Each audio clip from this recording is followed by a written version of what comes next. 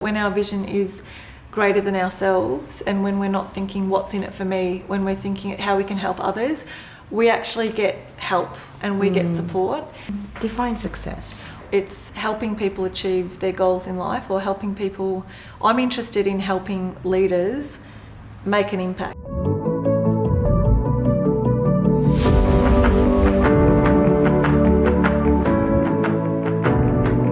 This is Lee, Motivationalee.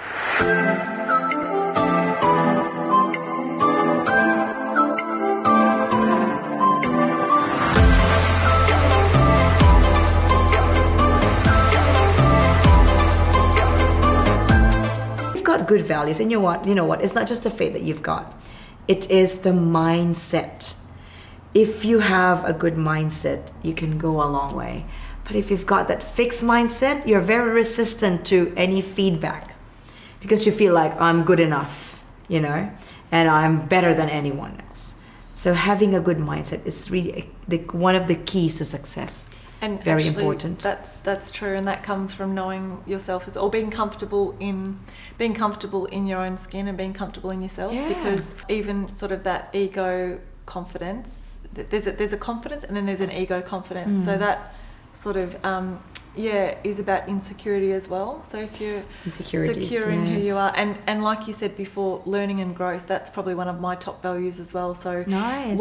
Even when things go pear-shaped or not to plan, and you think, oh my god, this is an absolute disaster, I always get this strange sort of an excitement, like, oh, I wonder what you're going to do now, God. And because I've just had this experience again and again and again in my life, that when things go pear-shaped, oh, there must be a reason for this. And then when you are able to surrender and hand it over, it's like just amazing things can happen. And Definitely. It's all for a reason, and there's something better for you, or it all works out. So something's out there waiting for the right, right time. And you know what? As we value our wisdom, as we grow, as we progress our age, I just realize right now, like, I don't normally panic when it comes to why didn't it happen? It should be this is my expectations and all that, but it didn't happen. It's because there's something out there is waiting for the right time. That's right. I'm getting a vision as you're talking of just imagine a river with flowing water, right? Yeah. And you can either live your life clinging onto a rock, saying, no, I want this to work, or you can sort of let go and go with the river, and it'll take you to where you're sort of meant to be. Yeah. Definitely. Which is, way more relaxed and fun way to live. Less stress, because most of the time we self-sabotage. We create our own stress. Right now, sometimes if it's traffic and you might be late, or you might not be able, some things that you have to cancel. And sometimes you feel like, oh, you know what? It's actually scheduled today, but it's not happening. It's because there's a right reason for that. There's something much better, bigger happening.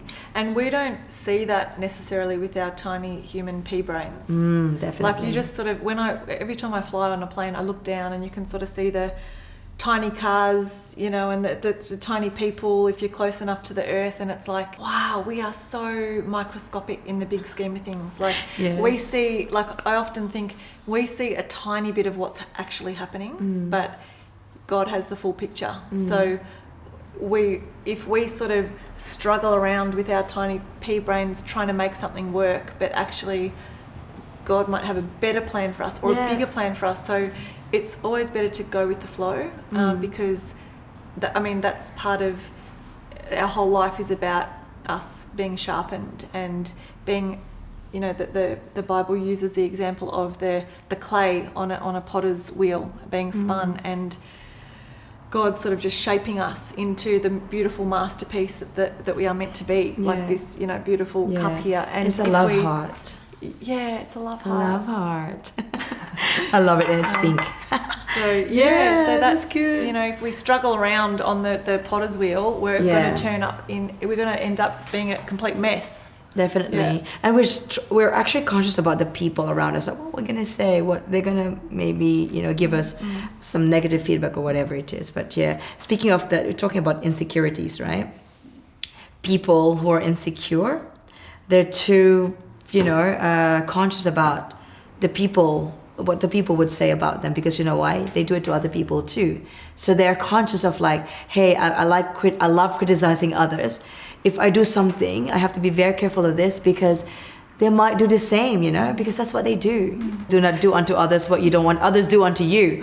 But because they're insecure in other ways, they love criticizing. They love throwing... Love thy neighbor. And they love throwing stones at other people, because they think that, oh, you know, if I do this to you, you'll get distracted. And people who are insecure are sad. And when they're sad, they want you to be sad as well. So what they do is that even if this is a clean sheet of paper, they saw a dot. Instead of appreciating you, this is you in general, they look at the dot, because they don't want you to feel that they don't want you to see happy. They want you to doubt yourself. That's what insecure people are doing. And there's quite a few of them where they're quite, you know, sometimes infectious. I've been thinking about this a little bit lately, because I think we've all got insecurities, including myself, in different areas. It's actually, I've been thinking about responsibility, because it's each person's responsibility to be honest and real with yourself. Look at yourself in the mirror and sort of go, where am I living out of alignment? So that's why I didn't really know anything about or start reading the Bible until about 6 years ago, right? And then that's why I love the Bible, because it is an amazing sort of moral rule book for life. And without that, we're just sort of shooting in the breeze. We don't know, but it's amazing. Like sometimes I sort of think I don't really want to call myself religious, because I'm not, like Jesus was even against the religious Pharisees that were hypocrites, right? Because they were like, you need to do this, you're sinning, you're, you know, condemning people, but they weren't actually living it themselves. And that's why I love Jesus and his message so much, because it was all about love, and that requires us to take responsibility of our own crap. And so that we can love, so that our hearts are actually full and whole, and we are able to love. Because, say for something you said before, if we're insecure and if we care about what people think, we actually, it limits how much we can make a difference to others. Yes. Because, say for example, we're sitting here having a conversation. If I've got something watching and listening to myself, does that sound good? Does this sound good? It limits the impact that I can have in sharing my story, because I'm filtering everything I'm saying through, does this sound good? Does that sound good? You're conscious about something. And I call it the watcher. You know, some people have a really loud watcher, and they're watching, it's like they're watching themselves as they go through life. And if you can get rid of that and just embrace who you are, and you can actually, you know, then 100% be about other people. Yes. How can I share my story in a way that will impact? And, you know, you can actually see the other person more. You can actually see who's sitting in front of you. Because if you've got that, it's taking up like half of your brain space, for example. Yes. And you actually can't listen properly, you can't be present, you can't meet that other person in a way that is present, and you actually miss half of the person sitting opposite you, and their talents and their. So I love to sort of remind myself of, okay, because we've all got areas that we actually need to take radical responsibility of, okay, that's not really serving me well, I need to work on that, or I need to heal in that area, or so I'm, you know, the learning and growth and the ability to be honest to yourself about, okay, did I just have a nasty thought about that person? Why am I like that? Why did I think like that? And how can I stop that? Because that's not nice. True. And it's nice that we've talked about insecurities right now. And you're right. Each one of us has her own insecurities. Insecurity level, I call it. Level 1 to level whatever, 10, whatever. But it boils down to the mindset and the upbringing as well, and the environment. As a nurse myself, you know, the environment around you affects the way you think, the way you think it affects the way you feel, the way you see things, and the outcome could be good or bad. It's like the frame, right? So it's very important that we surround ourselves with like-minded people. We're not trying to discriminate, but we know where we can learn and grow. But those people who are outside of your zone, you can inspire them one day. Because like in social medias, those people who are insecure, they're trying to compete with you, they're not there to give you all the love hearts and the like and all that, icons, whatever, but they're actually looking at your posts. At the same time, maybe at some point, it's either they're still like envious or maybe they're inspired to do something like yours. That's why if someone, I'll ask you this in a second, if someone thinks like, oh, she's doing so much, blah, blah, I can do that as well. I want to compete with her. For me, if they copy what I do, I call it just emulating. They're emulating me. I'm trying to inspire them. It's good for someone to copy what I do because there's only one and only Lee Motivationalee. There's only one and only Stephanie. And I don't feel bad if someone copies my idea because I know we deliver it in a different way. And there will always be distinct Stephanie and Lee or Motivationalee. So it's okay for them. It's okay for me to see them doing the same thing what I'm doing. That means you're creating a difference. I mean, you're making a difference. You're creating an impact to the society, which is good, isn't it? And you were talking about the church a while ago. Like, you know, there's so many people in that kind of church. This is what I have realized. I'm not being religious here, okay? Again, we're both not into the religious kind of thing, but this is the way we grow as well. We learn something with that wisdom that God has given us. For me, the church is not a museum of saints. It's a refuge of sinners. So I don't really think that, if I'm in the church, I feel good about it. I'll feel secured. But there's a lot of insecure people as well there, anywhere you go. So it's a matter of trying to be yourself, being authentic, and magnetize that authenticity to other people to make a difference, you know? Because if they see that no matter how they throw stones at you, you catch all those stones and create your own empire. No matter what they say, it doesn't define you at all. But you're here to continue doing the things that you love to do. That's right. And I think sometimes it's our biggest opportunity to make an impact on someone when we can love people that hate on us. So because they know deep down that that's not good behavior. So if they're met with love and kindness, given the opportunity and if it's the right situation, but if we meet them in that way, it can actually, at the right timing, you know, in God's timing, convict them or make them realize, wow, I've been so nasty and she's been nice consistently. And that, I think that is sort of our biggest opportunity to love people that are hating on us. And I come back to Jesus because he was the best example ever of that. And he's sort of the best leader, in my opinion, that I've come across that has demonstrated that, because that I've seen it transform lives. Loving unconditionally is very important, isn't it? Right? No matter what. I like to use the example of road rage, and I like to call my driving entrepreneurial driving sometimes, because I like to get places in good timing and park in creative ways sometimes. And so often, you know, if someone cuts me off, or if I'm on the road, and like I thought to myself the other day, I could never have road rage because my driving's not perfect.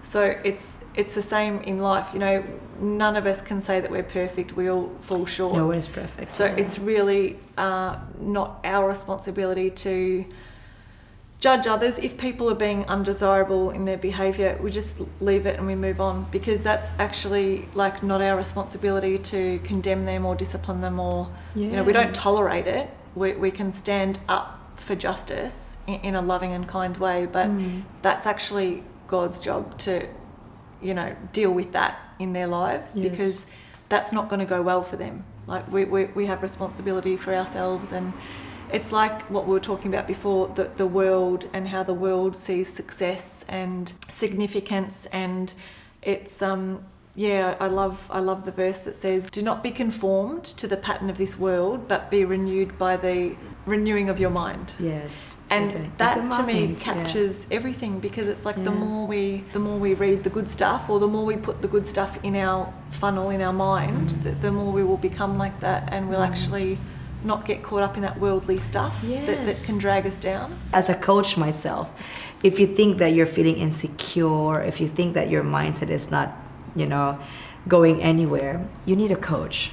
Because, to improve your goals, your mindset, and to maximize your potential, it is very important to have a coach so that you can really see the path to success. And that's why I'm here, Motivationalee. I'm here for a reason. So I saw a lot of clients who have a lot of insecurities in life, a lot of doubts in life that I'm not good enough, I can't do this, blah, blah, blah. And maybe I won't be able to make a difference because this is already what I've already started. It's been 30 years, 60 years, whatever it is. But you know what? Looking back, now that they've already transformed, I'm not saying I'm a god, but at least I've contributed something in their lives through coaching. They've realized, again, this reflection that, okay, I need a coach for me to see things as well, that I have lots of potentials. I don't need to compare. I don't need to compete. I don't need to be envious. I can do it as well, maybe in a different way. That's why I need a coach. There you go. So good. Going back to 7 Women, okay, what sustainable practices that you have already implemented that has created an impact to the organization? So I might start that with a little story, because when I first met the 7 Women in the Tin Shed, before the word sustainability was sort of a popular buzzword, I actually visited a number of different organisations in Kathmandu because I wanted to understand, after my experience leading the groups of architects and seeing how it didn't work with the designs and things like that. They needed materials that they didn't have in the village and things like that. I wanted to understand, how do we effectively do community development as Westerners or as people from a different place? And so I visited a lot of different organisations in Kathmandu that were helping street children, orphans, women, domestic violence victims. And I learnt that the ones that were actually equipping and empowering and training in skills were a lot more impactful than ones that were relying on handouts and just giving people stuff for free, because that wasn't really solving the problem. It was creating that dependency where they would keep needing to have their hands out. So there's a common phrase, hand up, not a hand out. And I really wanted to help these 7 women, not just by tokenistic giving them free stuff, but I actually wanted to, even though it took longer, I wanted to invest in them building skills. And so the way that we did that with 7 Women was, when I initially met the 7 women, I saw that they had skills in making candles. So I thought, well, and some of them were knitting in the winter months in their villages. So I thought, I only had $200 at the time because I was a student. So I only had $200 that I could give before I had to jump on a plane in 2 days and go back. So I found a training opportunity that I could pay for them to get training in skills. So they started making products and I brought them back to Australia to sell, knitting and things like that. Nice. The only problem is when I got back, like, everyone thought the products were ugly.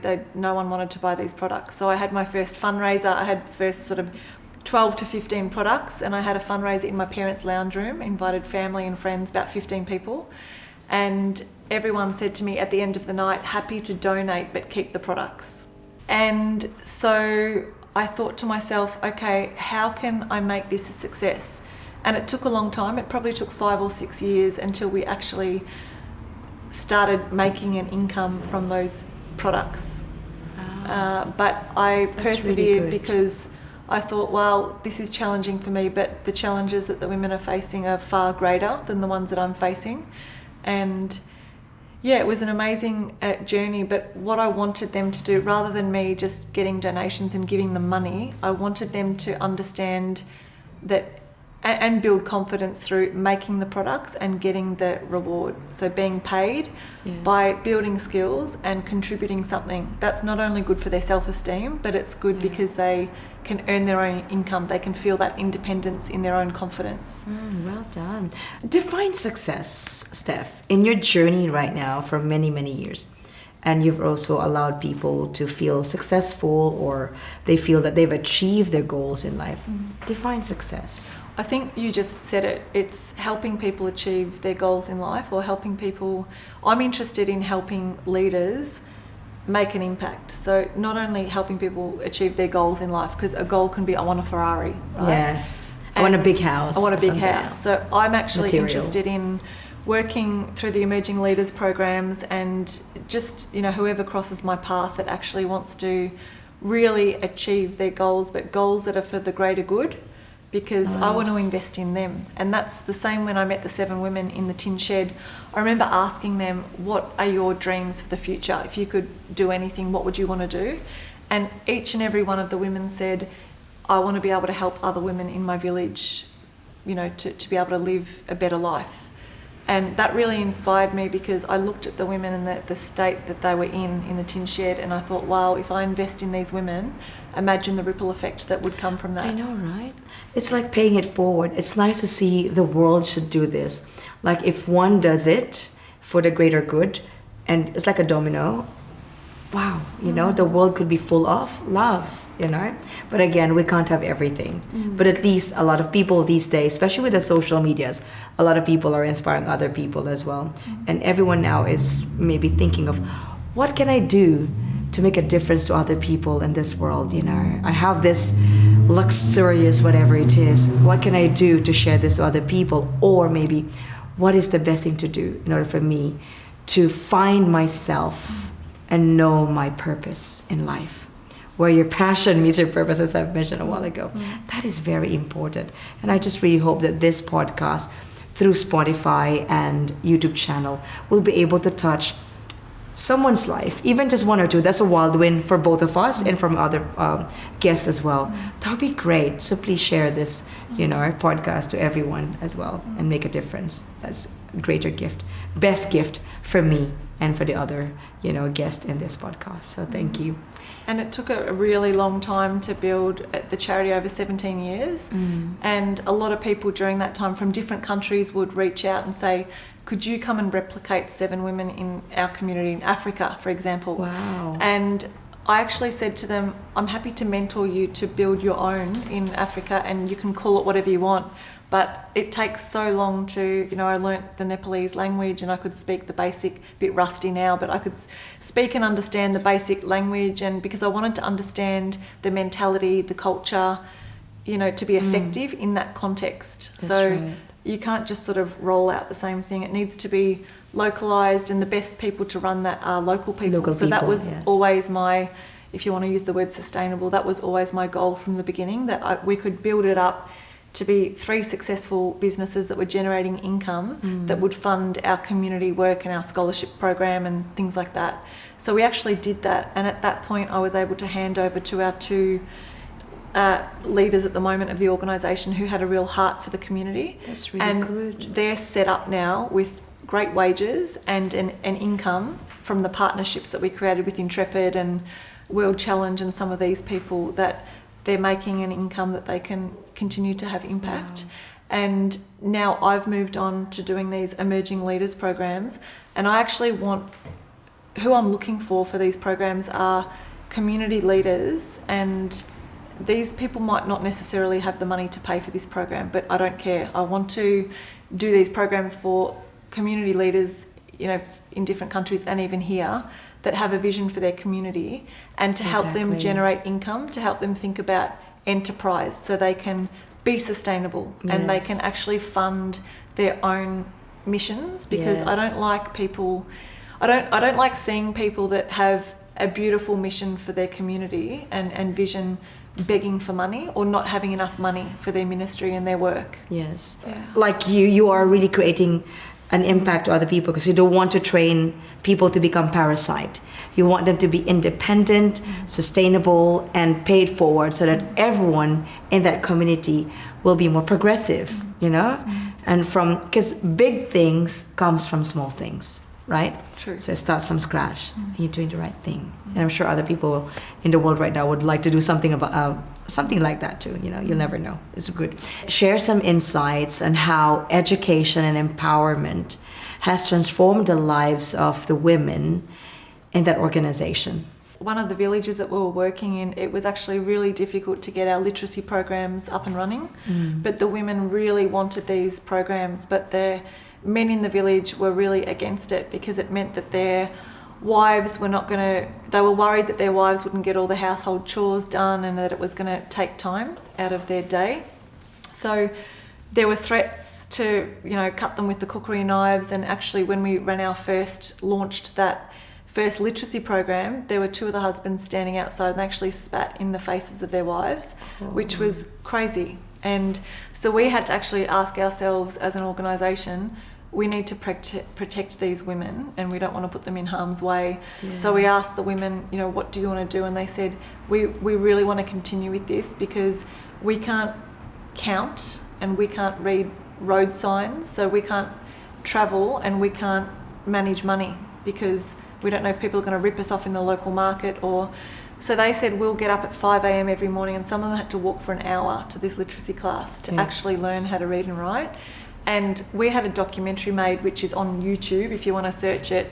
And the women came up with the name Bringing the Light because they said education brought the light to their communities. So I thought that was a beautiful name, Bringing the Light to their communities and to their life, because education for them was about, just sort of bringing that light and enabling them to grow in their journey. And so that's one example. Another example is big domestic violence problem in some of the villages that we worked in. So when out of these literacy programs, it actually was a platform to bring the women together. And once they learned to read and write, they started to discuss what can we do together to improve our village. And they did a few projects like build roads but one of the things that they wanted to do was reduce domestic violence. So they actually came up with a printed little book of a fining system wherever they heard of one of them being abused physically by their husbands, they would all turn up to the doorstep together, about 15 of them, and say, we've heard this is happening and if it continues we're going to fine you. And I remember saying to the woman Bimala, does that actually work? Do they actually pay the fine? And she said, yes, they do, because we're all there together. And it's sort of that public humiliation or public accountability. And that blew my mind. So they were able to do these amazing things, which, captures the word empowerment. They felt confident to do that together. Yes. So for me, the word empowerment is about that sort of inner confidence and stepping into, again, your identity and who you are, and, definitely. We can do something, that feeling, I can do something. Igniting their inner power as well. It's great. Well done. And I'm sure you're aware that you're doing great things and big things. It's not an easy task what you're doing, actually. Where do you get your motivation to do this? I actually don't know. As I said before, I've always had that. It's I know that now, having read the Bible and sort of as a woman of faith, I know that God puts things on our heart, whether we know God or not, because I didn't really for the first 10 years of the journey in 7 Women, but I knew that there was, I believed in God. I didn't know who God was. I didn't know anything about Jesus or the Bible. I tried to read the Bible once when I was late teens and I thought, this is Chinese, I can't understand what this is talking about. But then later in my journey, when I read it, that the words were sort of alive to me and they made sense of my life. So I think that sort of is a timing thing as well, that we're all aware, even atheists, you can say you're an atheist, but that's even an acknowledgement that there's a God, the fact that you call yourself an atheist.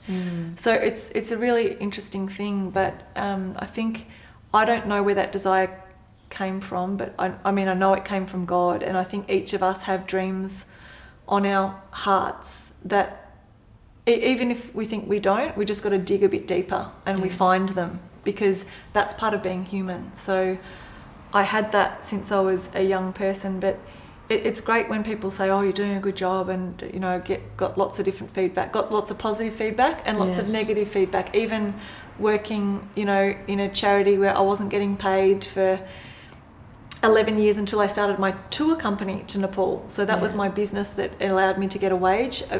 Until then, I was working 5 or 6 jobs, babysitting, hospitality, promotions, all of these different random jobs.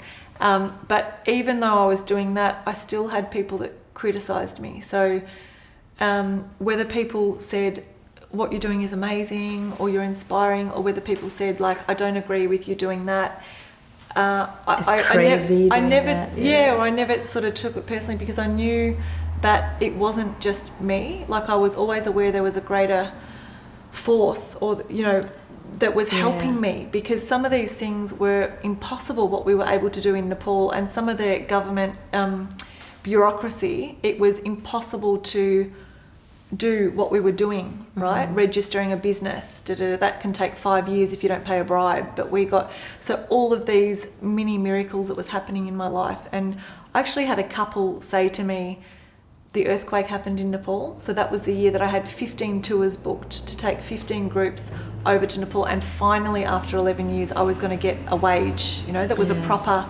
wage. And then the earthquake happened in 2015. And I had to literally call everybody, cancel the tours, give them a refund, right? And I was like, I remember saying to my mum the night before, like, this was going to be my whole, like, finally I was going to get a proper salary and the next night we had a fundraiser to raise money for the earthquake and help all the people that had lost their houses in the villages that we'd worked in. And a couple came up to me at the end of that night and said, what are you going to do for a wage now that the tours are not happening? And I said, I'm not sure. And I thought my mum had made them feel really sorry for me and told them, but she hadn't. And so they said to me, we want to pay you a wage for 2 years, a full salary, and just for you to keep doing what you're doing. That's really good. Yeah, so many miracles. How fortunate. I know, because this is really for you. So much This is your support. calling. Yeah. And I do really believe that when our vision is greater than ourselves, and when we're not thinking what's in it for me, when we're thinking how we can help others, we actually get help and we get support.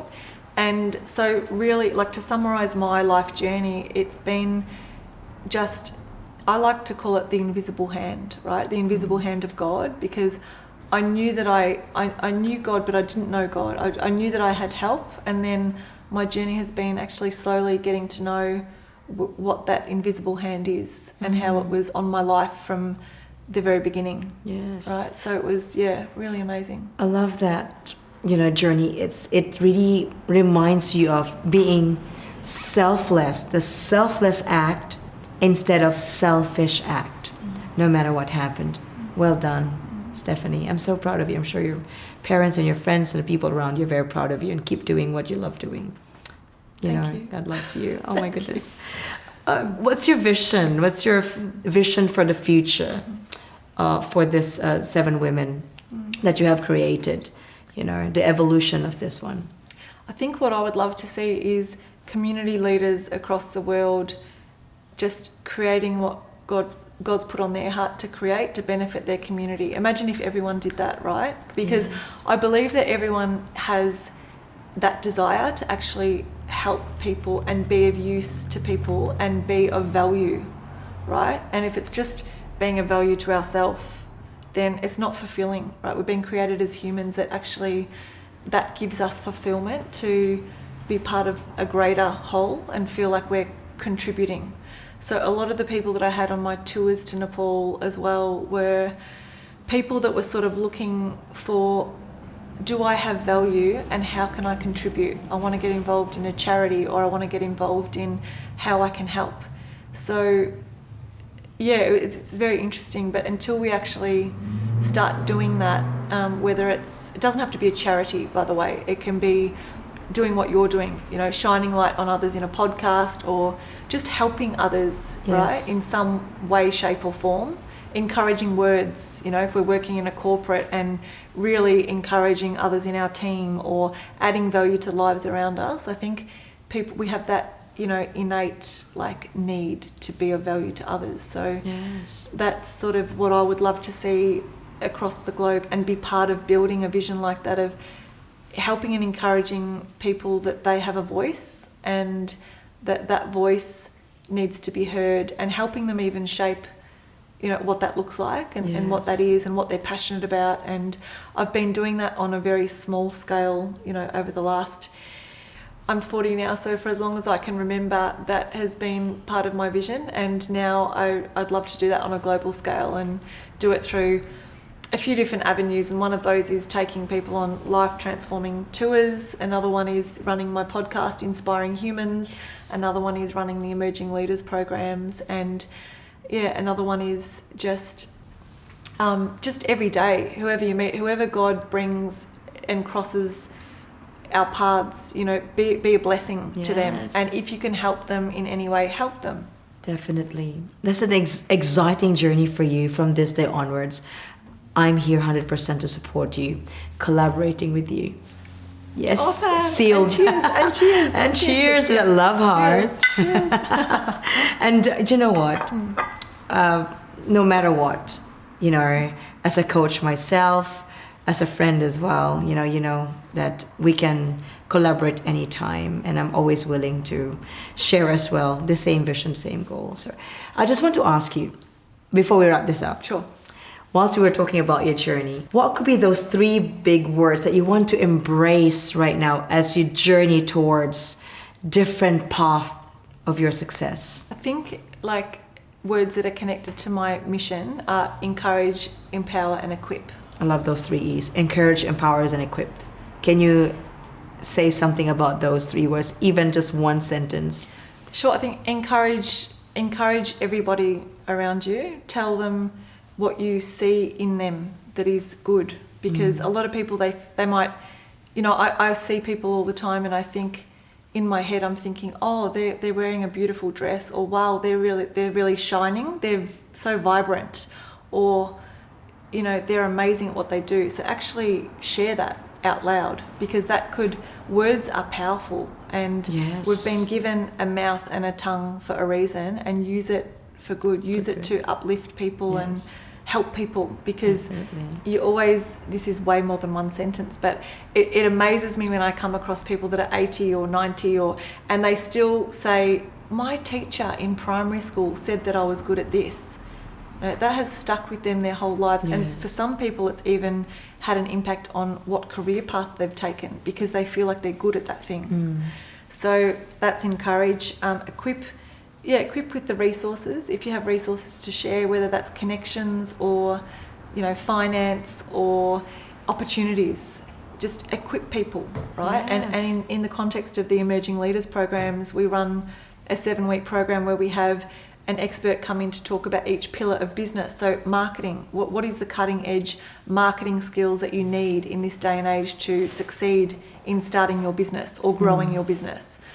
Finance, operations, admin, all the different aspects of business, and then encourage, equip, and empower. I suppose empower is a bit of both of those, but empowering is really just helping people see who they are, like their identity in God, who they've been created to be, and in whatever way you can sort of, you know, I love inviting people to things. I have lots of different events happening all the time, and I love those opportunities and possibilities to invite people along to things, because you never know who they're going to meet.